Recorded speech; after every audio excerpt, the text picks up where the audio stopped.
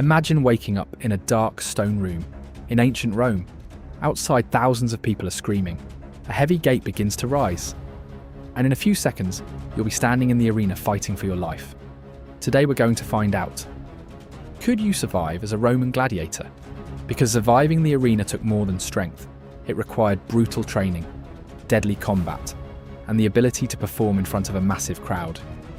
Let's see how far you'd make it. Before you ever stepped into the arena, you had to survive gladiator school. Most gladiators didn't choose this life. Many were prisoners of war, slaves, or criminals forced into combat in places like the famous Colosseum. Inside gladiator training schools, life was extremely difficult. You would train for hours every single day, using wooden swords that were often twice as heavy as real weapons. The idea was simple. If you could control a heavier weapon during training, the real one would feel faster and easier during battle. But training wasn't just about strength.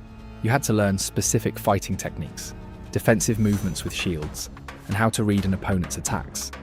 Experienced trainers, often former gladiators themselves, pushed fighters to their limits. Injuries were common, and some trainees never even made it to their first fight. So the first real question is this: could you survive months of brutal training just for the chance to fight in the arena?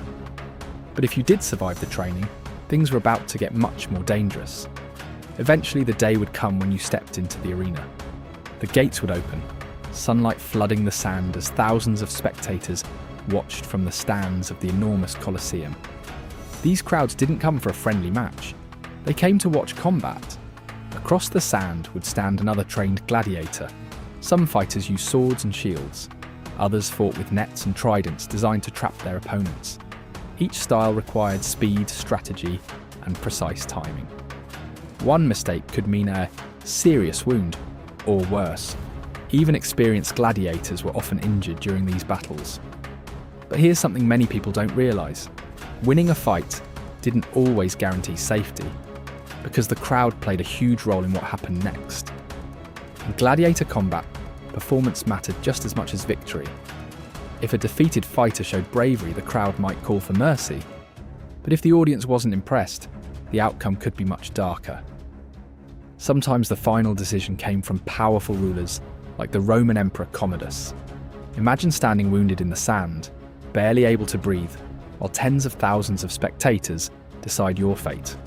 Your survival didn't just depend on fighting well, it depended on entertaining the entire arena. And that's a lot of pressure when your life is on the line. So could you survive as a gladiator in ancient Rome?